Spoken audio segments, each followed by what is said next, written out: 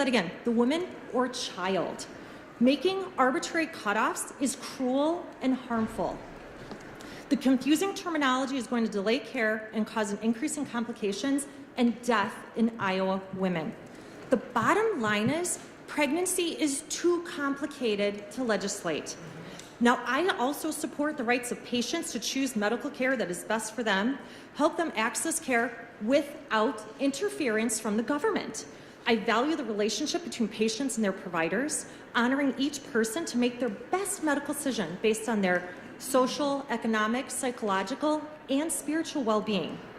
And I will leave you all with the Iowa motto: our liberties we prize and our rights we maintain. And this includes women's rights. Thank you.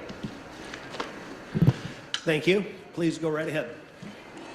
Thank you, Mr. Chairman. My name is Adam Schwen, for the record. I am the Western Regional Director of State Affairs for Susan B. Anthony, Pro-Life America.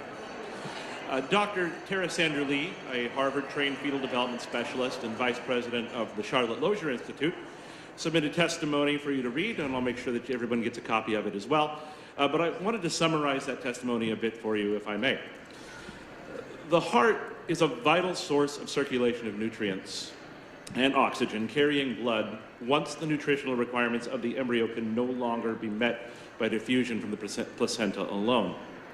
And the image of a beating heart, a true beating heart, from a living human embryo in the 6th week of gestation has been captured on video. You can go to YouTube and see it, or I'm happy to show it to you. The heartbeat is a strong indicator and marker of health, and the absence of a detectable heartbeat is quite literally the diagnostic definition of pregnancy failure. Researchers have found that presence of a heartbeat at 6 to 8 weeks gestation indicates that the unborn child has a very high chance of surviving to childbirth, up to 98%. The embryo heart organ is still pumping blood, beating rhythmically, and circulating essential nutrients. The process of human development is a growth continuum. It does not stop at birth. The human brain is another organ that continues to develop during pregnancy.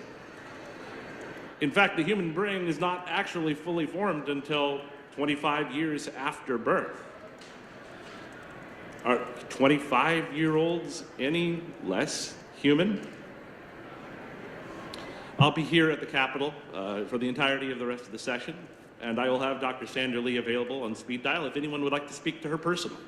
She'll be more than happy to have a conversation with any of you, should you wish to speak with her. I know there's much misinformation and scare tactics that have gone around on this bill and other bills as well throughout the country, and that's quite unfortunate. But the science is clear. And to have a Harvard-trained fetal development specialist at your fingertips to discuss the issue, whether you're on the fence or on one side or the other, she'd be happy to do that, to give you answers based in science. Thank you very much, Mr. Chairman. Thank you for coming in. Please go right ahead.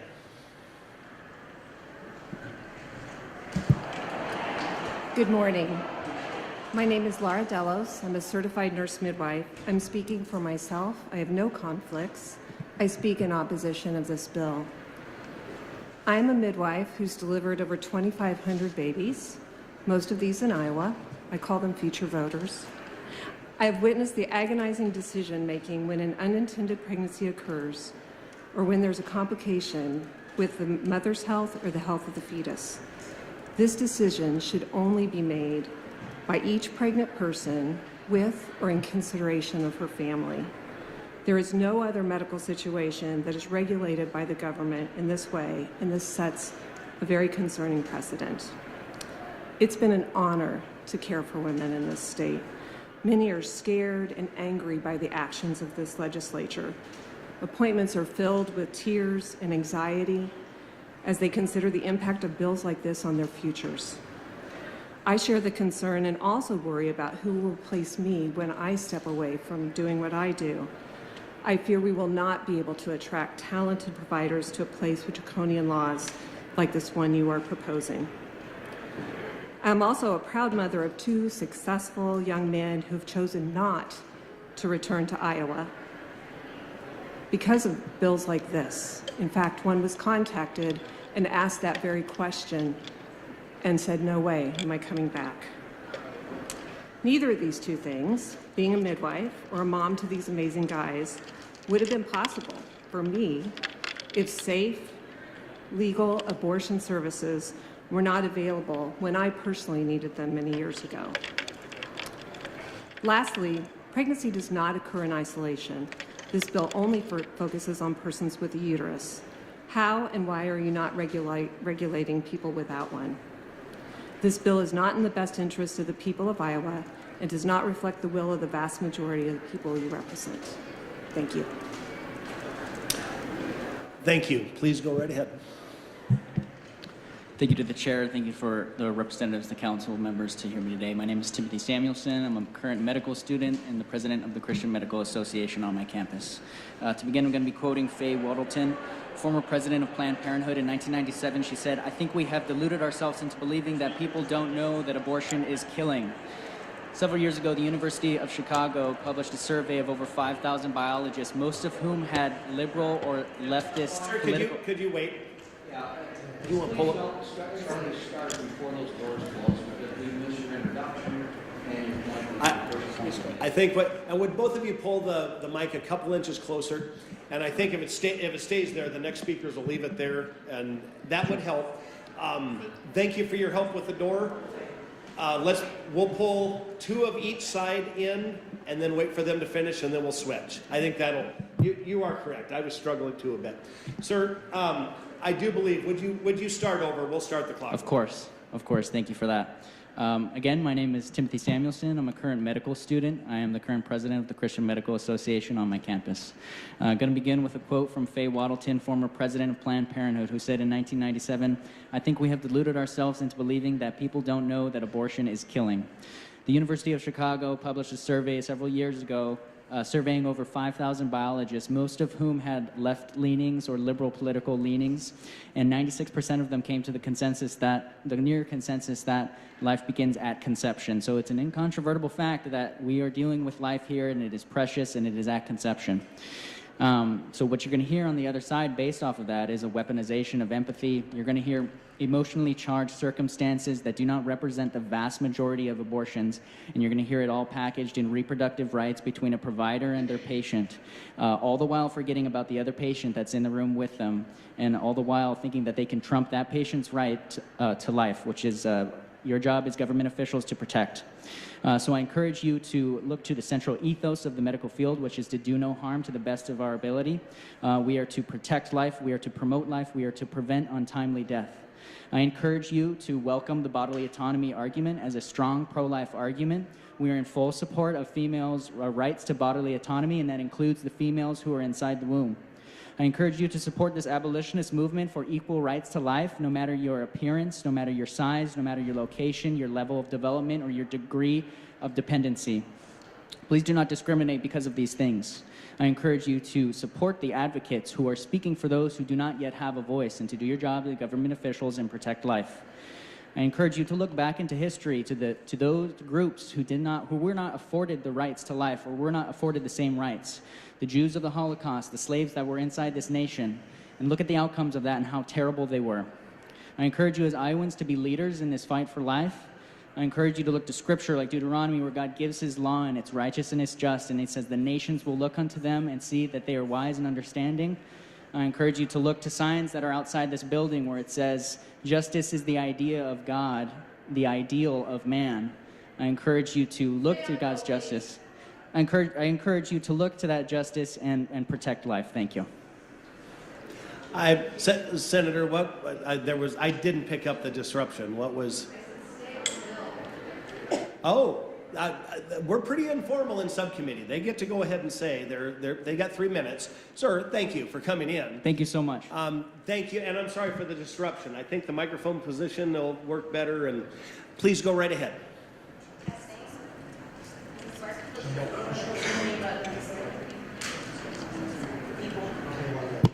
Testing. Thank you. Okay. Hi, my name is Marn Betterman. I'm a physician in training at the University of Iowa in the Department of OBGYN, but I am speaking on behalf of myself as an individual in opposition to this bill. First off, I'd like to talk a little bit about myself. I am from Minnesota. I was raised by a single parent. Go Vikings. And my grandmother and my mother raised me and originally shaped my interest within the field of women's health. I then worked at Planned Parenthood prior to starting medical school, which further perpetuated my interest in the field of reproductive health, and then attended medical school at the University of Minnesota in Duluth, which has a specific interest within the fields of both rural health and Native American health, which then perpetuated my interest specifically to train here at the University of Iowa in the field of OBGYN within the track of the rural residency track funded by the state of Iowa. I specifically want to talk about how this bill would further negate further physicians in training from coming to Iowa to train as obstetrics and gynecologists. I think for me, a big attraction to this program was not only the robust healthcare and exposure to medicine I could receive in my training, but also its dedication to serve people in rural communities across the state. My intention is to stay in Iowa and continue practicing as a OBGYN in rural communities. However, this bill would force me to leave the state, as training in the field of abortion care not only impacts people receiving abortions, but it helps us become proficient gynecologists and other procedures, such as performing hysterectomies, myomectomies, and other procedures relating to diagnosing endometrial cancer, such as dilation and curettages, and becoming really proficient in those procedures and helping us to serve people in rural communities. Long story short, Iowa is dead last in terms of providers per capita in providing care to people across the state, specifically women's health care. This is a crisis, and this is why the University of Iowa designed this rural residency track, and it's completely going to be negated if this bill passes, because I will not stay in the state of Iowa, which completely negates the rural residency track and serving rural communities. I think to serve Iowans in the future, we need to protect abortion care and access, not only for abortion, but just across the state to become more proficient as gynecologists. Thank you. Thank you for coming in and speaking. Go right ahead. My name is Jim Lamb. I'm a pastor, and I'm serving with Lutheran Family Service headquartered here in Iowa. We do pregnancy counseling, mental health counseling, and provide adoption services.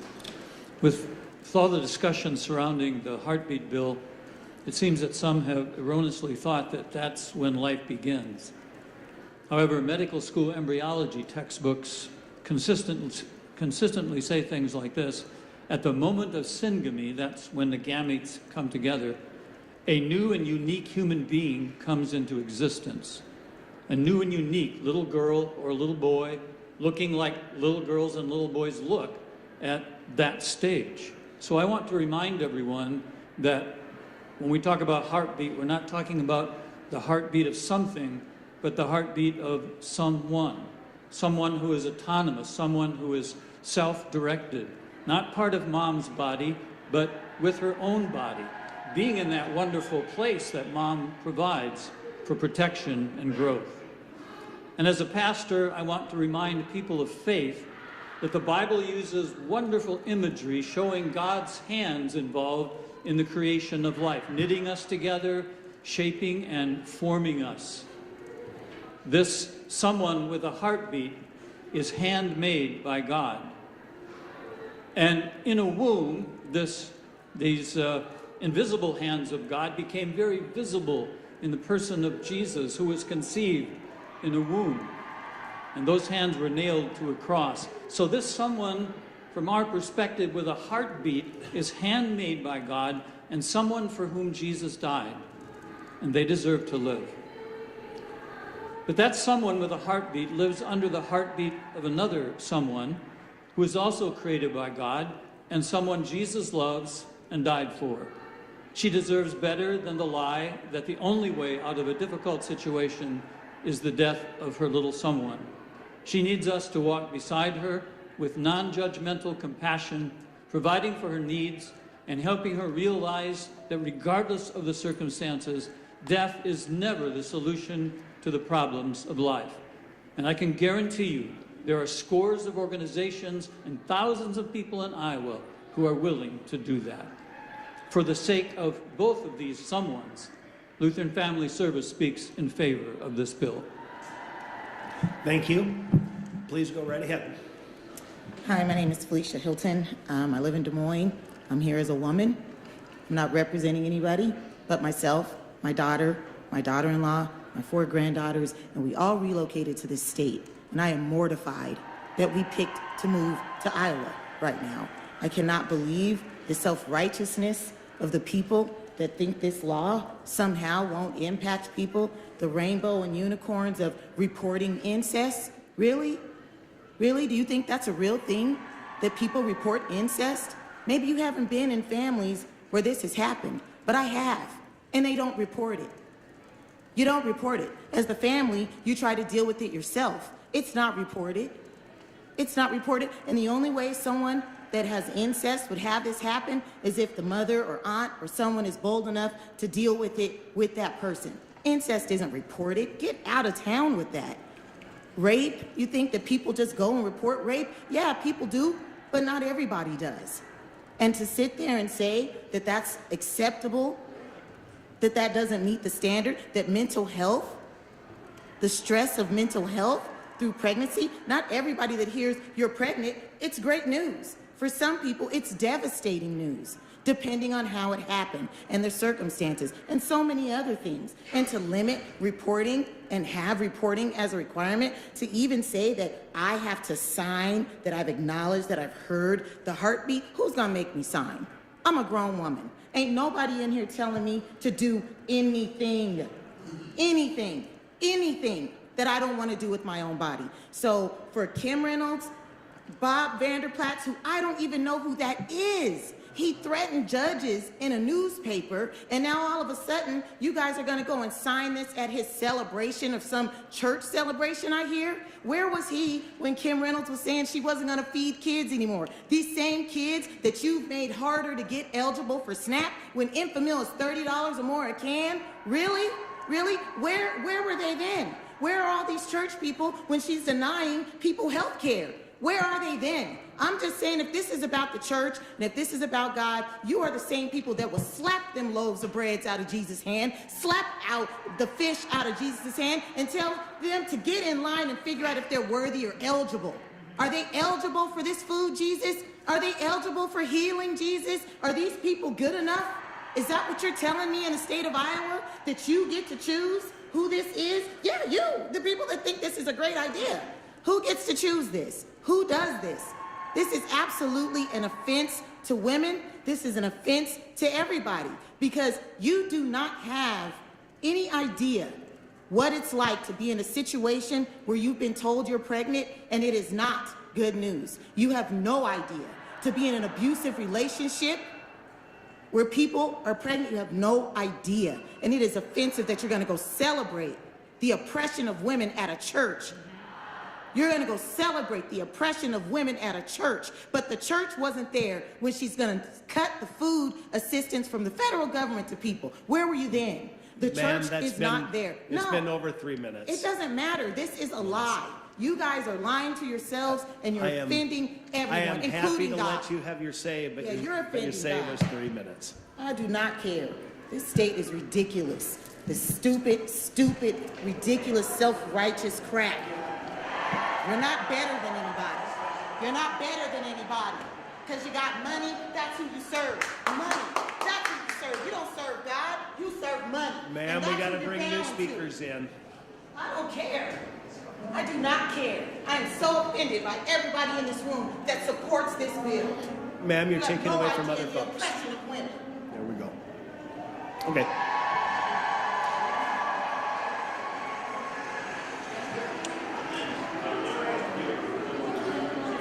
That works well though, 2 and 2. Yeah, because really, I don't care if you want to turn it up loud. Yeah, I don't mind. It does give them.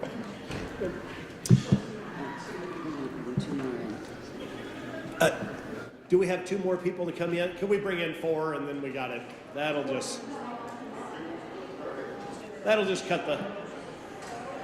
There we go. Okay, I believe we are in favor of the bill. Please go ahead.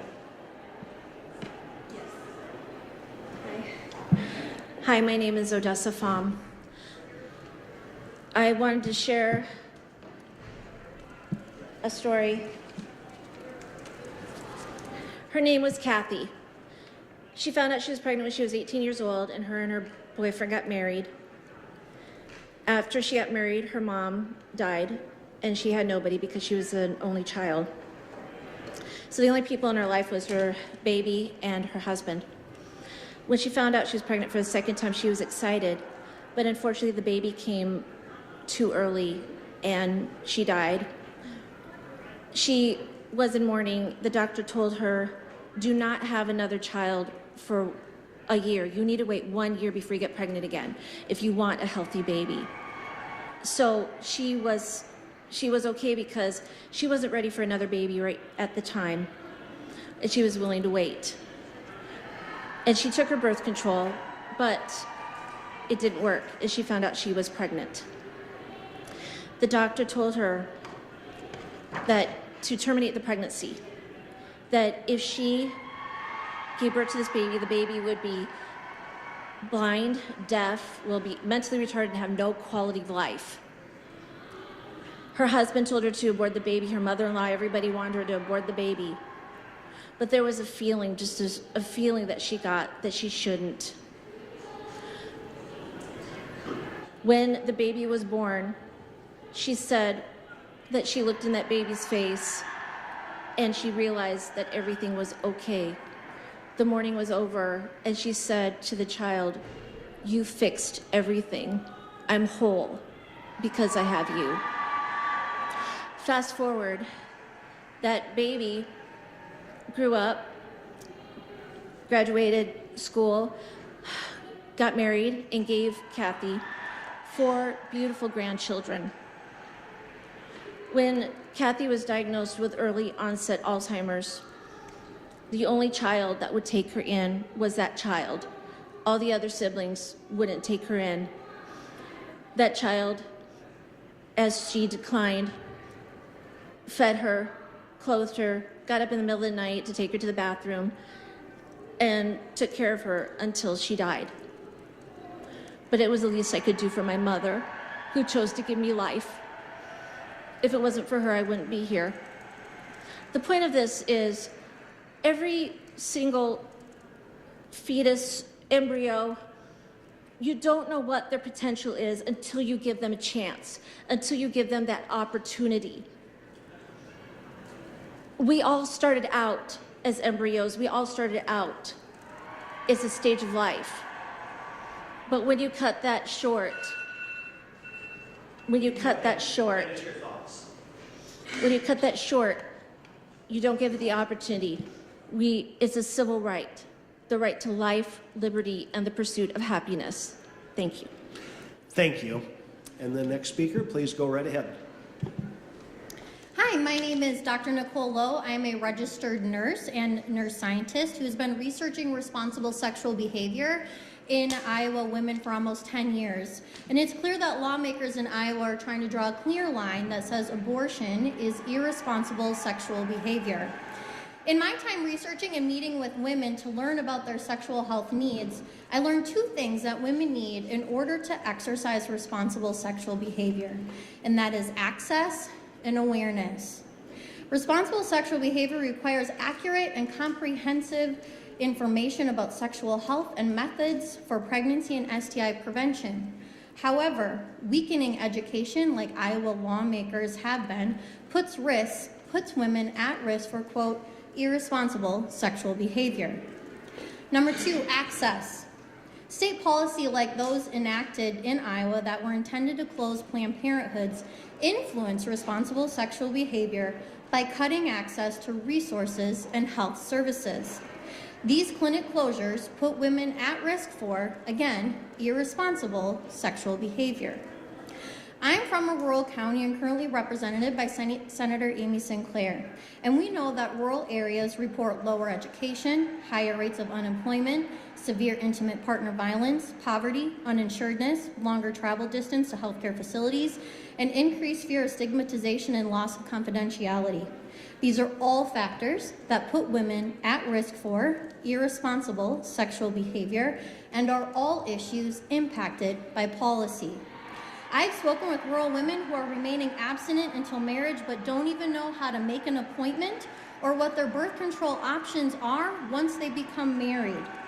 I spoke to a woman who sought an abortion because she didn't have the means to get birth control. Their partner refused to wear condoms, and then he threatened her that if she became pregnant, he would throw her down the stairs. I have also spoken with multiple women who were told by their parents to simply remain abstinent until marriage, yet their parents could not even abide by this. I have also spoken with multiple women who genuinely believe that STIs are only a big city problem and do not at all exist in their small rural communities. Women do not get abortions just because abortions are legal. The best way to stop abortions is to prevent the desire or need for them to begin with. The state of Iowa must recognize the ways in which it is complicit and responsible for causing women to seek abortions or have irresponsible sexual behavior in the first place. At this point, banning abortions is like closing down emergency rooms. Just because the emergency room is shut down, it does not mean that people will not find themselves in an emergent situation. Almost done. We need to shift our energy into preventing folks from needing emergency services in the first place.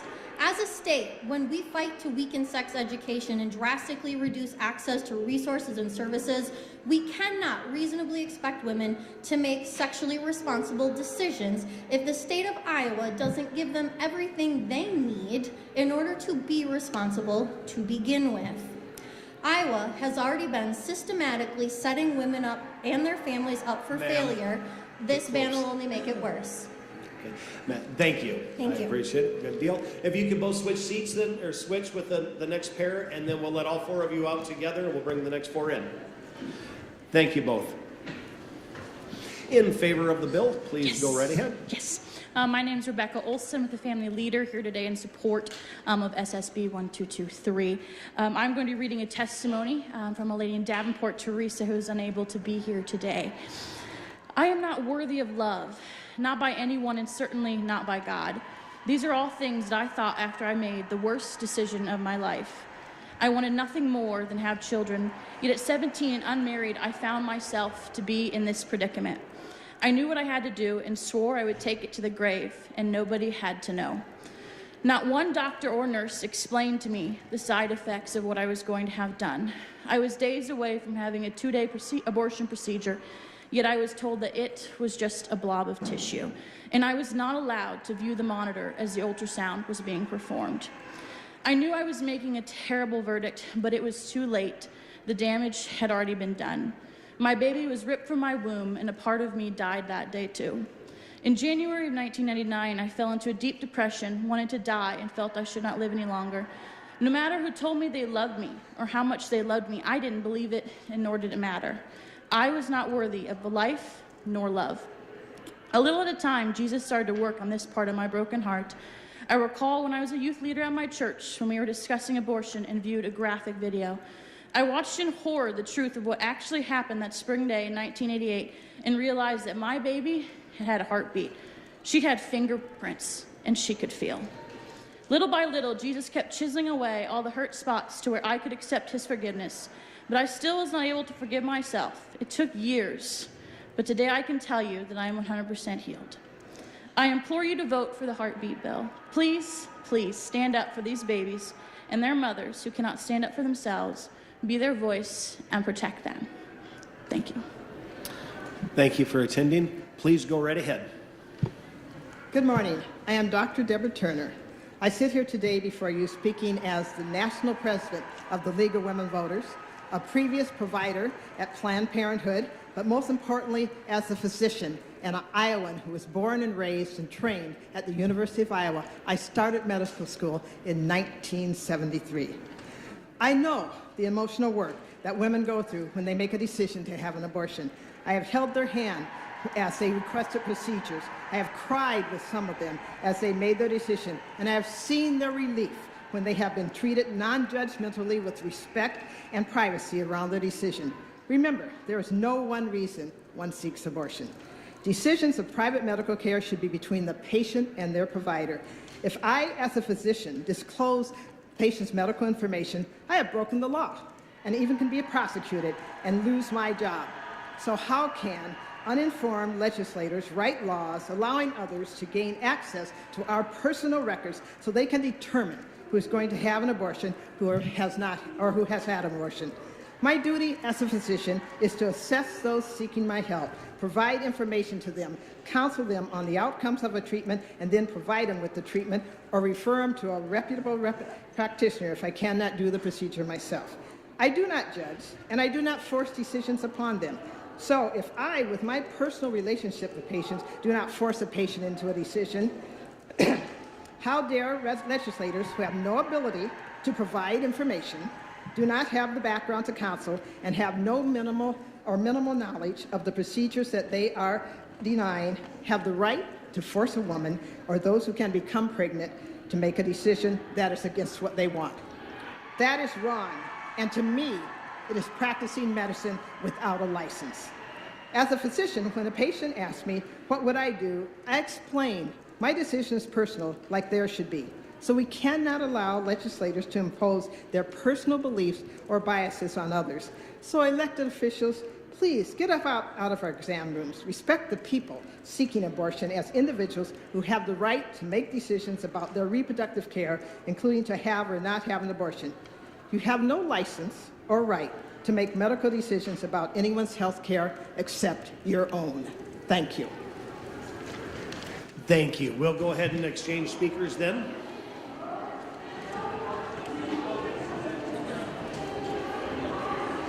So as we do that for the committee here, we're approaching 1 hour here. If there comes a point where people, if there comes a point where the committee itself would like to break, the subcommittee would like to take a break. Otherwise, on an individual basis, if you need to get up and, it's informal. But otherwise, we'll bring 2 pros, 2 cons in.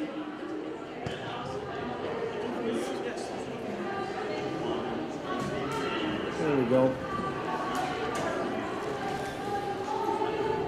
All right. Well, it is the turn of those in favor of the bill. If you would go ahead and please begin. We'll start when you start. Could you hit the button on the base of the microphone there? Yes. Thank you very much. Good deal. Okay. Good morning. My name is Margaret Harris. I want to thank you for giving me the opportunity to speak in support of HSB 255. I give thanks to God that we have come this far. Thank you to all the lawmakers and support people and to our Governor Kim Reynolds who have made this possible. I'm a mother and a grandmother. I'm also a volunteer counselor at a Christian pro-life crisis pregnancy center. I've worked there for many years in Cedar Rapids. We moved to Newton and I picked it up again in the Newton area. I say yes to this bill for the moms that I talk to. Yes for the teenager who wept about her abortion, and yes for the teenager who kept her baby and said, I want this baby to know that I'm his mother. I say yes to this bill for all the moms who keep their babies in spite of the fact that they have a poor support system and they don't sometimes know what direction they're going to go. They want to have a more secure life for their kids than they had. They learned from their mothers how not to do drugs because their mothers did do drugs. They're vulnerable to abortions. They're victims of abortions as much as the babies are. I say yes for the 20-year-old mother who said no to abortion when her baby was found to have birth defects. This baby was born and is doing well. His parents are our heroes. I love these women, so many of them by now, surprisingly tenacious and heartbreakingly fragile. When I was a freshman in college, pre-Roe versus Wade, I was waiting in the science building of my college for one of my friends to get done with her lab. And while I was waiting, I walked into the biology lab, and there in front of me were 9 jars. I was stunned. 9 jars with 9 babies for the 9 months of gestation. Each one of those babies had left a hole in the life of its family when it died. It was totally clear that a baby is a baby from the beginning. This is not rocket science. It's not a guess. So I say yes to this bill for the babies. All the babies our country has thrown away, they're all precious. Thank you. Thank you for attending. Please go ahead in opposition to the bill. I'm Julia Rendon. I'm the pastor of Crossroads United Church of Christ in Indianola. This legislation takes a difficult and intimate decision out of the hands of a woman and her trusted advisors and imposes a religious standard that actually violates the religious convictions of other people of faith. It will result in physical and spiritual harms, and it privileges one kind of faith over all the others. After Dobbs, the national officers of the United Church of Christ said, long before the Supreme Court decision in Roe v. Wade, the UCC affirmed the right of every individual to follow their personal and religious convictions regarding their reproductive health care. We continue to stand by this conviction today. This religious and moral agency includes the autonomy to decide whether to complete or terminate a pregnancy. I could get a call from a parishioner who found herself pregnant. I could meet with her and pray with her and together decide that in the totality of the situation, her moral obligation was to terminate the pregnancy, and then this law would prevent her acting on her conscience. Nobody can determine empirically when ensoulment begins, when the soul enters. People say they know, but they mean that they are satisfied with their discernment. They are not more Christian than I am, and the state has no business enshrining their theology as law over the rest of us. Please do not pass this legislation. Thank you. Thank you for attending and speaking today. We have one more? Oh, good. In favor? Good deal. Oh, there, both of them come in. Thank you. In favor of the bill? Go. Yes. At your convenience, okay. Go ahead and start. Good afternoon. I'm Sarah Adey, representing the Iowa Catholic Conference. We're grateful for the opportunity to testify today and grateful that we are here today to discuss this very important issue. The Iowa Catholic Conference respects and supports life from the moment of conception until natural death, and we are here to support this bill, the Heartbeat Bill, and encourage the legislature to pass it again today. We approach this issue from a theological perspective, but also from a scientific perspective and a human rights perspective. And all of these come to the same conclusion. The unborn child is a distinct human life with her own value, with her own DNA, and with her own right to life and right to legal protections. As Pope Francis says, let us respect and love human life, especially vulnerable life in a mother's womb. As a state and as a society, we should commit ourselves to protect vulnerable populations from violence wherever we find them. Dr. Charles Camosi from Creighton Medical School states, it is especially urgent to protect the dignity of those vulnerable populations when it may be radically inconvenient for those who have control over them. So we must address the real and perceived inconveniences, challenges with bringing a baby into the world. We need to support women and meet their needs. We must do the hard work and address the economic structures that make it difficult for women and new moms in this culture. We must celebrate and support new life and motherhood and families. However, the bottom line is no one can deny that this is a baby, and babies deserve to live. Thank you for considering this legislation today and working to protect the most vulnerable population in our society. Thank you. Thank you. Please go right ahead. Hi, I'm Holly Thayer. I'm a volunteer with the ACLU of Iowa, but I'm here speaking on my own personal experience. Thank you for the opportunity to speak today. I'm sharing as the mother of a baby girl and as a fierce advocate for her rights and the rights of all Iowans to make their own decisions about their own bodies. My daughter is just 11 months old, and she exists today because her father and I had access to a wide range of reproductive care, including IVF. I felt powerless at times throughout our experience, unable to start a family on my own timeline.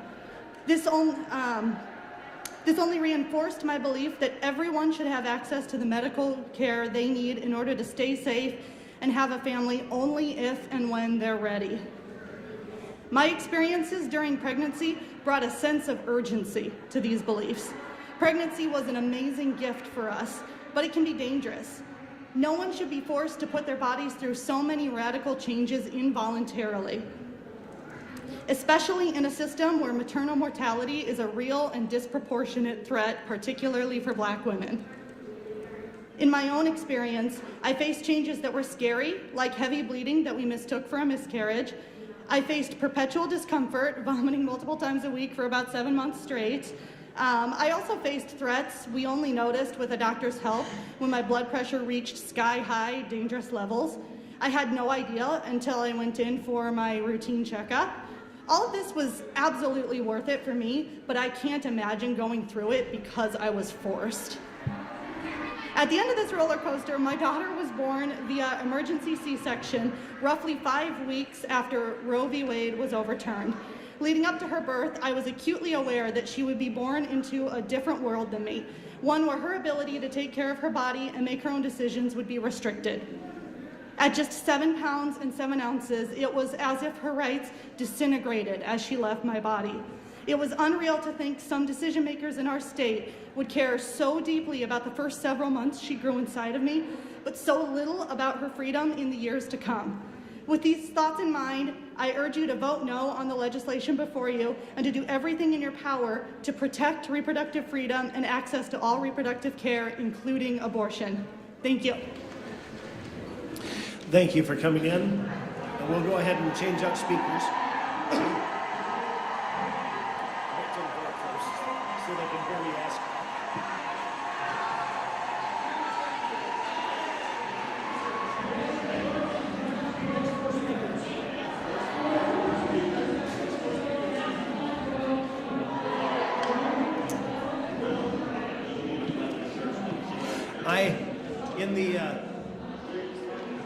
In the interest of transparency, I am going to go out while they're switching speakers, see if we have some folks who would like to sit in, because we've got a lot of chairs here. Okay, wait, you're in switch. You're in favor. You need to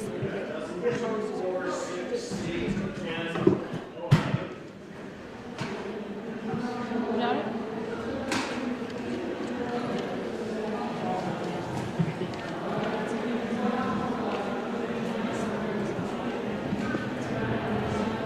Who goes next?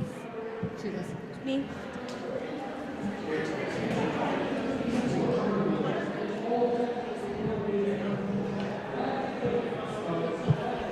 Okay, thank you.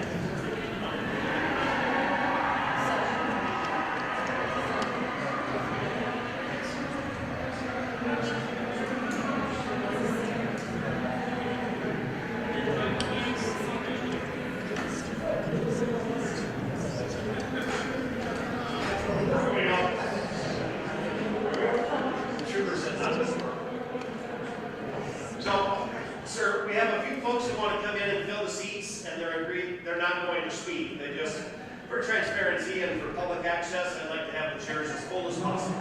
Who wants to come in here? So for those just coming in to sit down. That's all we have that want to come here, sister. All right. No, that order.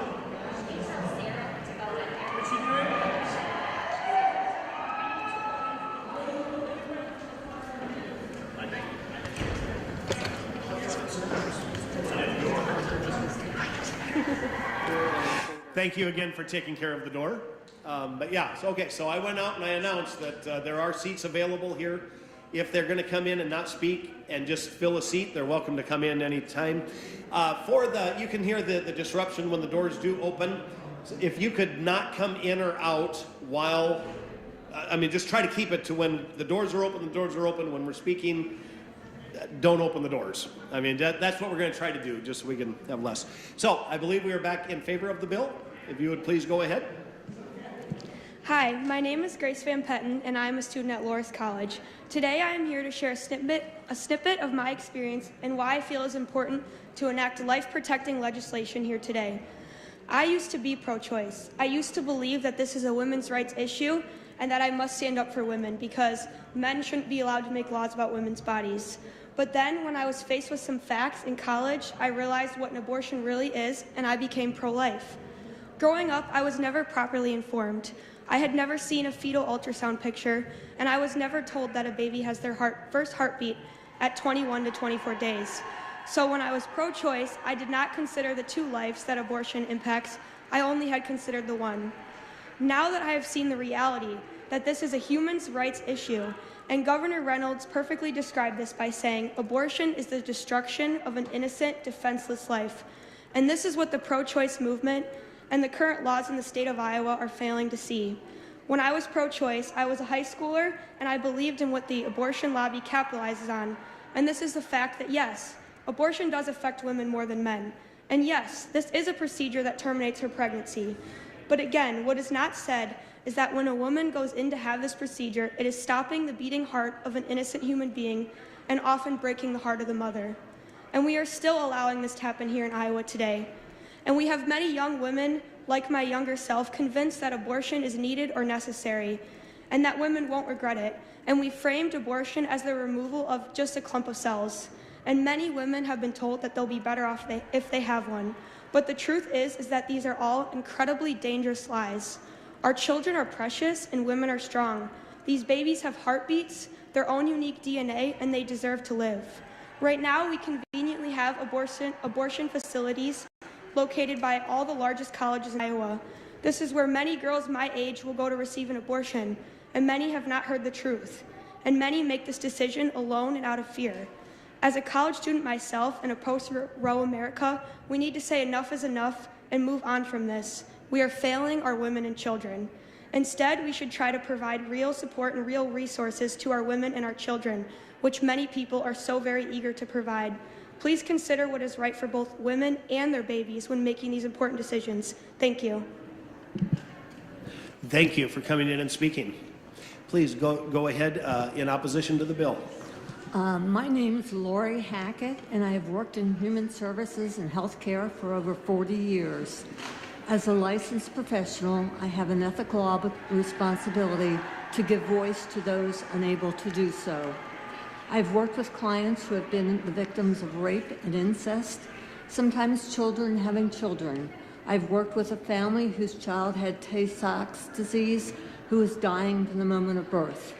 Women in situations of domestic violence, women with significant mental health or substance abuse issues who are not ready or able to carry a healthy baby, women whose lives are endangered by carrying a baby to term. I remember before abortions were accessible, the backroom abortions that resulted in sterility, disability, or death. All medical decisions should involve a woman and her physician. I don't think anyone makes this decision lightly, but women need to have the right to control their own bodies. Health decisions could not be imposed upon women by politicians catering to the radical beliefs of a religious sect. Almost 2/3 of Iowans support women's reproductive rights. Banning or severely restricting abortions will bind the hands of doctors, denying them the ability to provide appropriate care to their patients. The doctors are forced to choose between putting their patients at risk or upholding their medical oath and facing severe legal repercussions. This will cause doctors to leave the state in an already overburdened healthcare system. The abortions restrictions also affect the workforce by the loss of younger employees as they search for more accessible health care.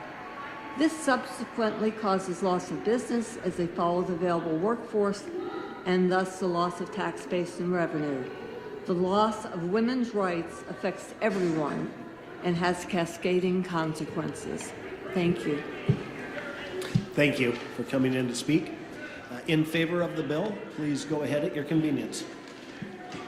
Hi, my name is Maggie DeWitty, and I'm the Executive Director of Pulse Life Advocates.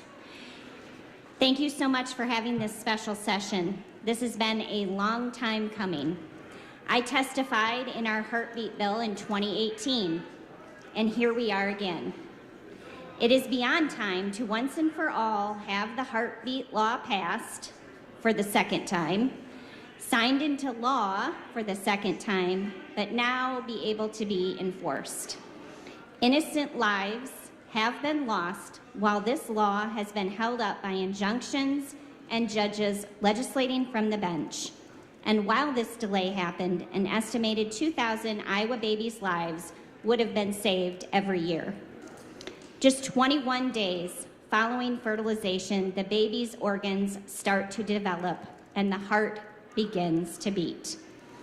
The truth of the matter is that we never want to address the humanity of the child in the womb or share the regret and suffering women experience after having their abortion. We talk about women's rights, but we don't want to give those rights to girls in the womb. But the truth is, abortion harms women, kills unborn children, and has created a society that devalues human life. I really do think that people will look back in history at this time with horror that we have allowed such a barbaric practice to be legal for over 50 years. When we passed the 20-week abortion ban in Iowa in 2017, that was the first significant restriction on abortion in our state. Heartbeat is the next step in providing more protection for the most vulnerable in our society. Abortion is the human rights issue of our time, and we have waited long enough. On behalf of the Coalition of Pro-Life Leaders, I again thank you for your commitment to protecting the most innocent human beings, our preborn brothers and sisters. They deserve equal protection under the law. Thank you. Thank you for your time and words. In opposition to the bill, please go ahead. Good afternoon. I'm Pat Stalder. I'm a commissioned minister in the Christian Church. Ma'am, could you please, Senator, did you have something? Can't hear? Thank you. Am I on? The green light's on? Okay. Just pull it right up closer to you. All right, talk right into it. Thank you, and please start over. We'll start over too. I'm Pat Stalder. I'm a commissioned minister in the Christian Church Disciples of Christ, and I serve the Woodward Christian Church. I have 2 points I'd like to make briefly. One, having taught civics many years ago, in a democracy, it's about representation. And when the leaders, those elected officials, are given authority and responsibility, the authority comes from the people they govern, their responsibility is to the people that they govern. And right now, the numbers in Iowa suggest that this is not a popular bill. So to go forward with it, I believe, may very well be an abuse of power and a corruption of our democracy. Okay? My second point is rather personal, and I'll try to keep it short. Somebody I love very much has had 4 pregnancies. One was a surprise, the first one. She decided she was not going to have an abortion just because she was a single mother. She was going to do this. And she could not carry that baby to term because of preeclampsia. And if you know anything about that, her life was in danger. Her mother knew that the right answer was terminate this pregnancy because mothers know that to protect their children. And her daughter was doing the same thing for her child. They had to terminate that pregnancy by inducing labor. And at the time, that was the tiniest baby born in Iowa that survived. So The procedure was the same, and the risk was this baby may not be viable. Okay, best care in the world. Thank God for modern medicine. That little girl was in NICU for about 3 months, and my dad, God love him, saw that baby once and said, I can't fall in love with her because she can't survive. I know that, but she did. So she was our little miracle. Okay, about 5 years later, modern medicine, got the same excellent doctor, chose to be pregnant, gonna make the family. Same concerns, had to induce labor, terminate the pregnancy before the full weeks. This baby was born 6 pounds, fine. A few years later, third pregnancy, preeclampsia. That baby was wanted. The procedure was legal and it was medically recommended, and that young woman and her husband and her doctor knew it was a choice between the mother's life and the baby's life. And that doctor said there is almost no chance that that fetus, that baby, is viable. But the decision was there are 2 babies who need this mother. Okay, meant to make it short, but that baby did not survive. This woman, responsible as she is, had a tubal ligation so that she wouldn't get pregnant again because it was high risk. And lo and behold, and we don't know how this happens, but she had an ectopic pregnancy. Now, medically, it sounds impossible. Same procedure, have to end that pregnancy or the mother's life's at risk. That's one person's life. Ma'am, we got to wrap up. Okay, I'm done. Oh, okay. I'm done. I just want you to know that there's a human element in this, and if you restrict this so that medical personnel are reluctant, this finest doctor in the Des Moines area would be maybe reluctant to make these recommendations even. Thank you. Okay, ma'am. Thank you for coming in and speaking. And now we'll switch speakers, it looks like. Somebody in favor of the bill? I thought so, but I thought there was another one that came in.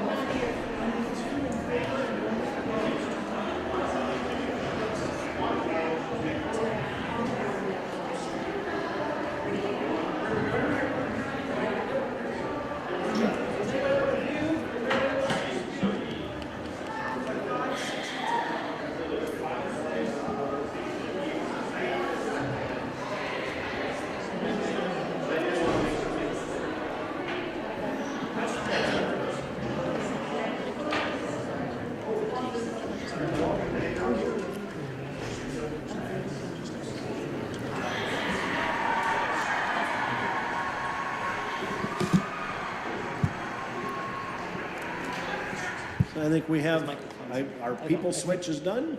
Okay. We'll go ahead with in favor of the bill. If you could go ahead and when you start, we'll start the clock. Thank you.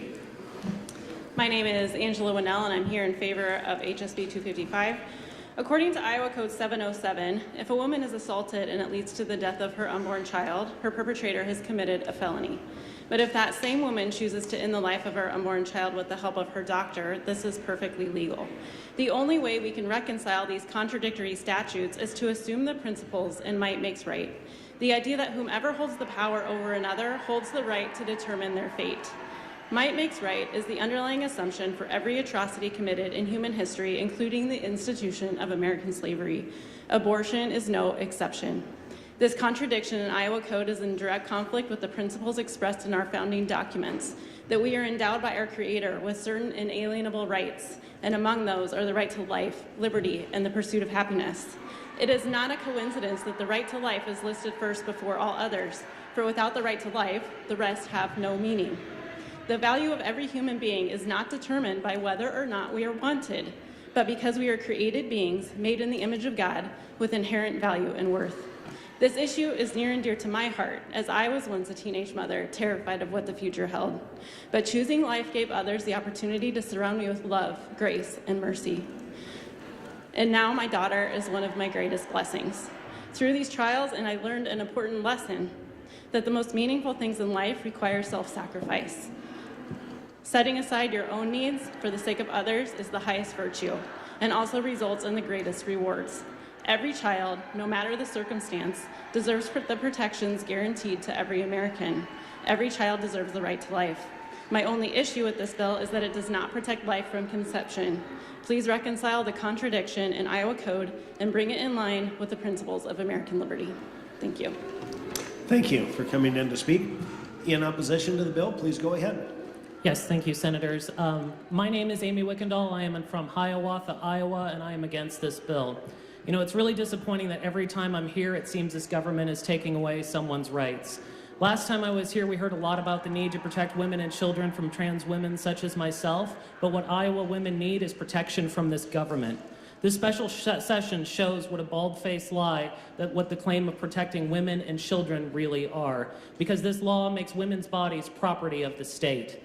At best, you are making American women refugees within their own country, forcing them to travel across state lines to get the care they need.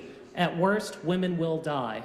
Women will die from at-home abortions. Women will die because they are denied abortion access when complications arise in pregnancy because doctors fear legal repercussions. And they will die in childbirth in increasing numbers because Iowa will not be able to attract good prenatal doctors for fear of prosecution. And this state has an abysmal track record for caring for its children. This session alone, we saw this government take food out of hungry children's mouths. When Iowans asked help to combat the rising cost of childcare, this legislature snidely declared, with the most let-them-eat-cake attitude ever, that they were asking for a handout. It disregarded child labor protections so that teenagers could be injured on-the-job accident without recourses. This government does not care about women and children. This government cares only about power. Power and control over all. You might as well put those words on the flag because that's what this bill does. It makes the words on our flag, our liberties we prize and our rights we will maintain, seem like a bad joke. Without bodily autonomy, there is no freedom. Forced pregnancy is a recognized crime against humanity. The government cannot compel dying and the dead to donate organs even to save another life. It is a tragedy that the dead would have more rights than Iowa women. Keep Iowa women free from government overreach and let them make the choices about their own body and their reproductive care. Senators, I ask you to vote no on this bill and adjourn this travesty of a special session. Thank you. Thank you for coming in to testify. We will go ahead and switch out our speakers here. Yep. There we go. Yeah, and I might have said that a bit wrongly. Okay, we'll go with in favor of the bill. Please go ahead at your convenience. Honorable Senators, thank you. I'm Doug Campbell, registered pharmacist from Mason City, Iowa. In addition to regular curriculum, I studied human embryology, human genetics, neurophysiology, histology, and endocrinology. I've studied human sexuality and reproduction on more than 6 occasions in my academic career. I am familiar with the science and the epidemiological results of diagnosis and treatments. Human life begins when 2 haploid cells become a diploid cell. We call that conception. We are here today to determine how we as a society take this marvelous creation into the arena and consideration of Iowa Code and human rights. May I go back in history to 1720. Anne Bonny and Mary Read were pirates in the Caribbean. They were captured and sentenced to hang for their piracy. In their own defense, they said to the judge, quote, "My lord, we plead our bellies," end quote. Both were quickened or pregnant, and they were sent to jail until they delivered their children, and those children were weaned. They were hanged for their crime of piracy.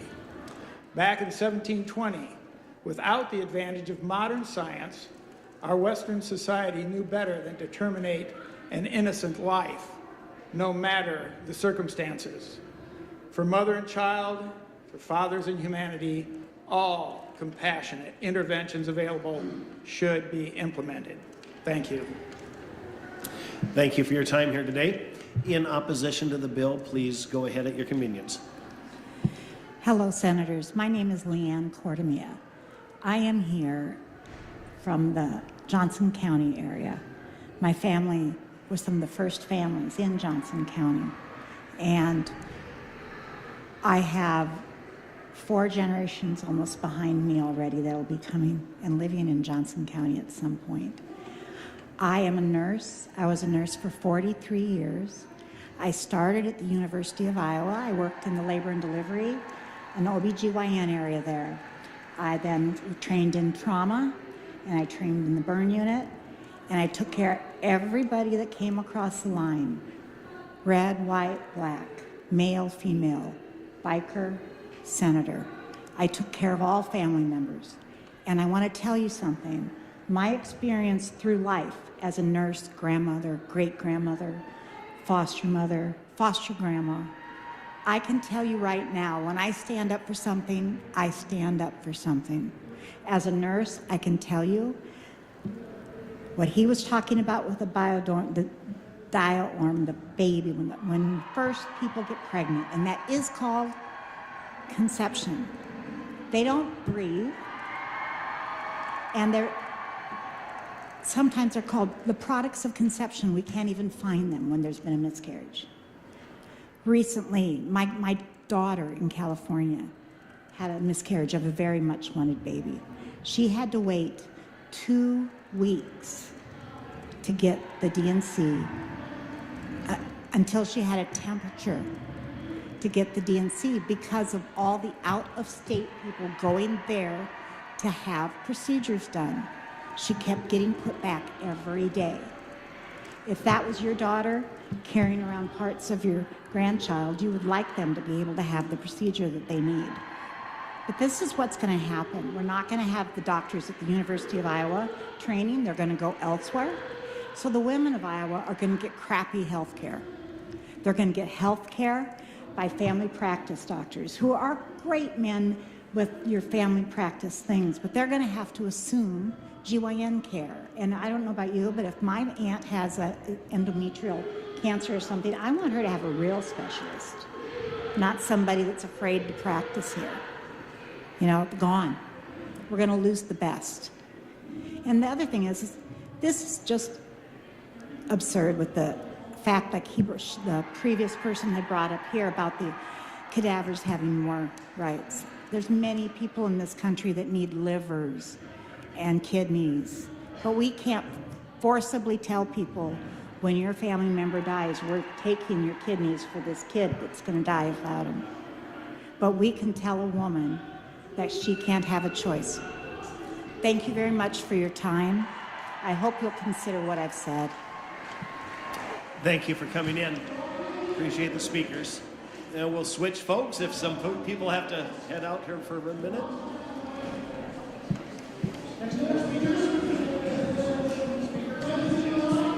Well, an hour and a half. Midway through.